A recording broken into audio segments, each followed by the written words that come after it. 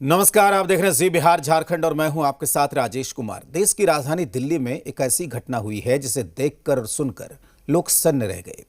आज दिल्ली की सीएम अपने आवास पर जन सुनवाई कर रही थी, जनता की समस्या सुनकर उसका समाधान कर रही थी।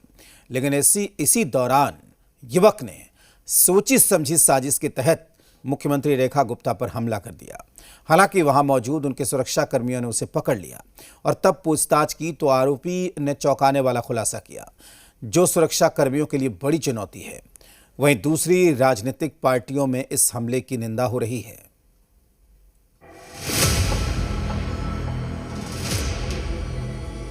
सीएम पर हमला, साजिश का तार गहरा। हमले की तैयारी, पहले की रेकी।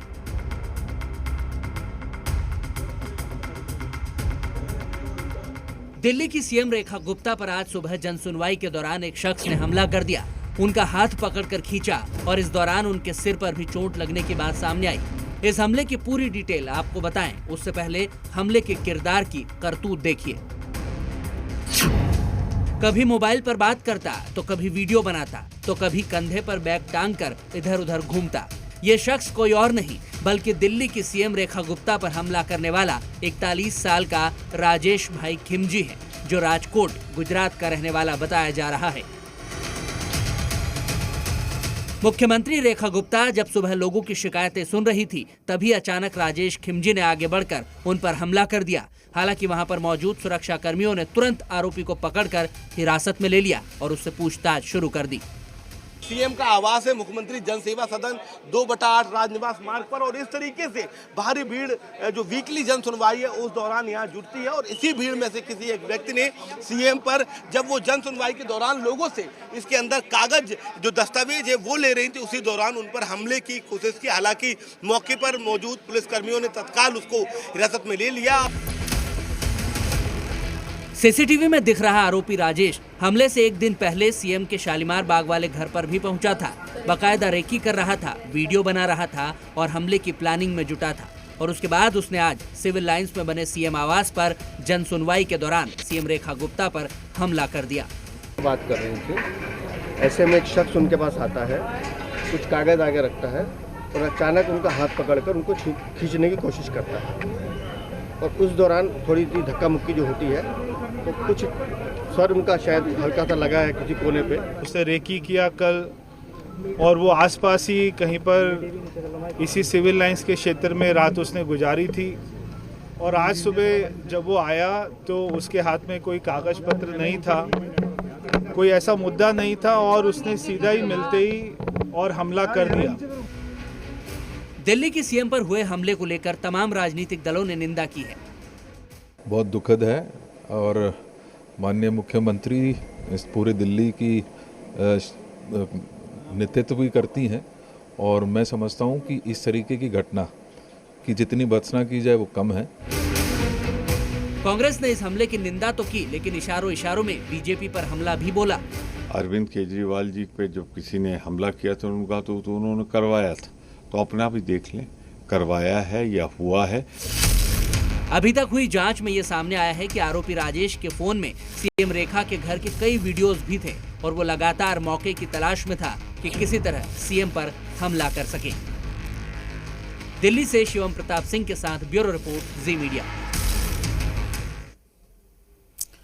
दिल्ली के मुख्यमंत्री पर हमला करने वाले आरोपी राजेश खिमजी के ऊपर हत्या की कोशिश का मामला दर्ज किया गया। आरोपी से आईबी और स्पेशल सेल भी पूछताछ कर रही है। लेकिन सबसे ज्यादा चौंकाने वाली बात यह है कि आरोपी पर पहले से ही 5 केस दर्ज है। ऐसे में यह सवाल उठता है कि क्या आरोपी ने सोच समझकर हमला किया है। तो वहीं आरोपी की मां दिल्ली की सीएम से मांग कर रही है कि उसके बेटे को वो माफ कर दे।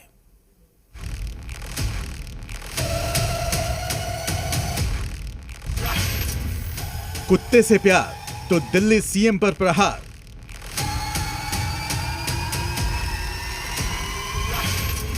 जन सुनवाई बहाना, घर में घुसकर बनाया निशाना।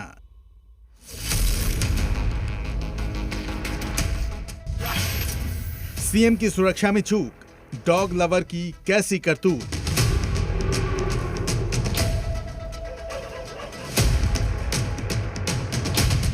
दिल्ली में किसी मुख्यमंत्री पर हमले का ये पहला मामला तो नहीं था, लेकिन इस बार हमलावर ने जिस अंदाज में इस हैरत अंगेज वारदात को अंजाम दिया उससे हर कोई सन्न है।